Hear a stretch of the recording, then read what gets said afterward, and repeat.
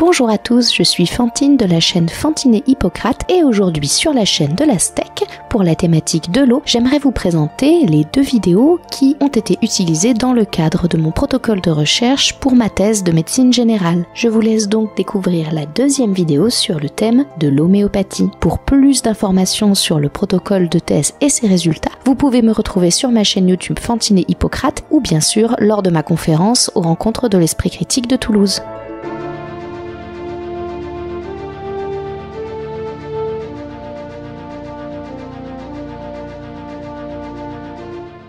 L'homéopathie, c'est une manière d'exercer la médecine qui se base sur les préceptes édictés par le médecin allemand, le docteur Samuel Hahnemann, en 1796, puis en 1810 dans son livre Organon de l'art de guérir.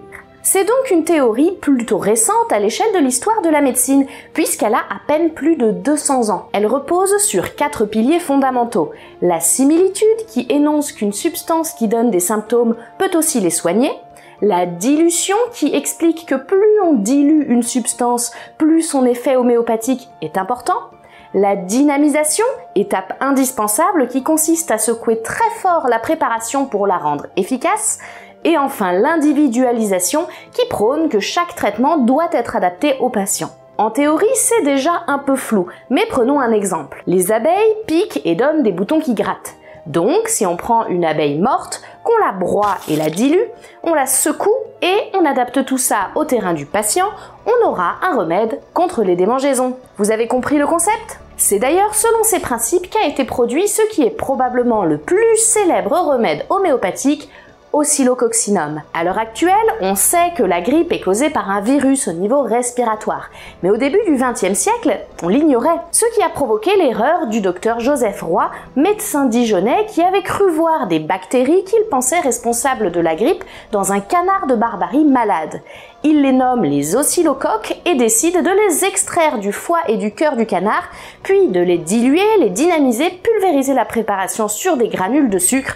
Oscillococcinum était né, et c'est encore de cette manière qu'il est produit de nos jours, bien que personne n'ait jamais pu retrouver les fameux oscillocoques, et qu'on sache désormais que la grippe est due à un virus. Vous avez maintenant la théorie, passons à la pratique. Pour bien se représenter la production d'oscillococcinum, on va reproduire l'expérience du docteur Roy avec du blanc de poulet. Donc on sacrifie notre pauvre volaille, on en prend 10 grammes qu'on dilue dans 990 grammes d'eau, ce qui représente une dilution au centième. Bon, moi j'ai pas de dynamiseur, donc on va utiliser un simple mixeur. Notre solution de départ, avec 1% de poulet, on va ensuite la vider, mais pas de panique, il en restera un peu sur les parois. On va tout re-remplir avec 1 litre d'eau, on mixe, on dynamise, on vide, on re-remplit, et comme Oscillococcinum est dynamisé à 200 K, on va faire ça 200 fois. Et là vous voyez bien qu'il y a un problème. Parce que notre bout de volaille de départ, il n'en reste plus rien après 200 lavages de récipients. En fait, au-delà d'une dilution à 12 K, il n'y a statistiquement plus une seule molécule de départ dans le récipient. Sauf que selon les homéopathes, ce n'est pas très grave, parce que l'efficacité de l'homéopathie ne repose pas sur la présence d'une molécule active, mais sur la mémoire de l'eau. La capacité de l'eau à se souvenir par des mécanismes supposément électromagnétiques ou quantiques de l'information qu'elle a contenue. Ainsi, ce n'est pas la quantité de produit dans le médicament qui compte, mais l'information qu'il porte.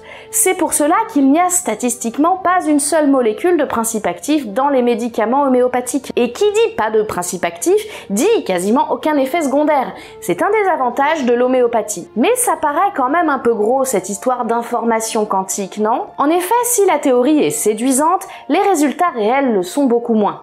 Jamais personne n'a réussi à démontrer la théorie de la mémoire de l'eau, ni même que l'homéopathie avait un effet supérieur au placebo, c'est-à-dire que homéopathie ou simple bille de sucre, l'effet est exactement le même. C'est d'ailleurs ce que concluent de grandes instances comme l'EMA, la FDA et l'OMS.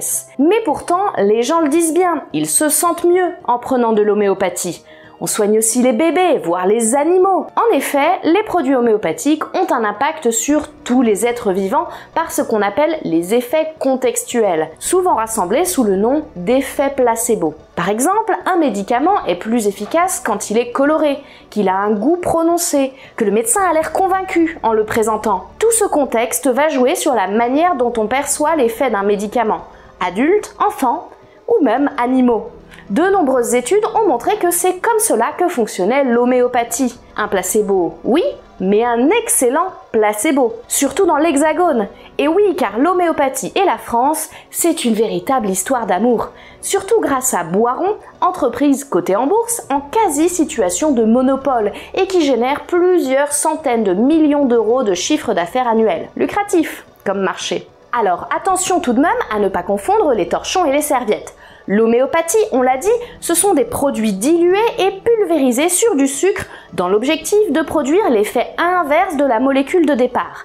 Ce qui n'est pas du tout le cas de la phytothérapie, la thérapie par les plantes, qui est juste l'utilisation de végétaux pour soigner. Et le meilleur exemple de cette confusion, c'est l'arnica, cette petite plante jaune des montagnes, bien connue pour soulager les bleus et les bosses. Vous l'avez sans doute déjà utilisée, mais en crème ou en granule? Parce que la réponse est importante. En granule, c'est de l'homéopathie, mais en crème, c'est le plus souvent de la phytothérapie. Pourtant, les deux sont vendus exactement pour la même chose, et l'entreprise Velleda commercialise même les deux produits sans problème, alors que cela va à l'encontre même des principes de l'homéopathie. Et oui, on le rappelle, le but de la dilution est d'obtenir l'effet inverse de la substance. Alors comment l'arnica en phytothérapie, donc avec un produit actif, et en homéopathie, donc dilué, pourrait avoir les mêmes effets. Donc au final, l'homéopathie, miracle de la nature ou fumisterie commerciale? Les principes théoriques de l'homéopathie n'ont jamais été démontrés et on n'a aucune raison de penser qu'ils puissent être vrais. Le produit phare de Boiron,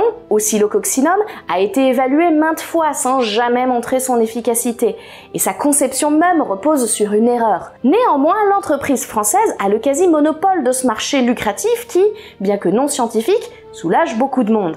Les effets contextuels ou effets placebo permettent à l'homéopathie d'avoir un impact sur les symptômes des humains et même des animaux, avec peu d'effets secondaires. Se soigner à l'homéopathie, c'est donc se soigner au placebo. Pas de danger donc, mais il ne faut pas en attendre des miracles et toujours consulter un médecin pour ne pas passer à côté de quelque chose qui nécessiterait une prise en charge plus spécifique. Merci d'avoir regardé la vidéo jusqu'au bout et surtout, je ne vous demande pas de me croire sur parole, toutes les sources de ce que je dis sont disponibles en description, allez les voir.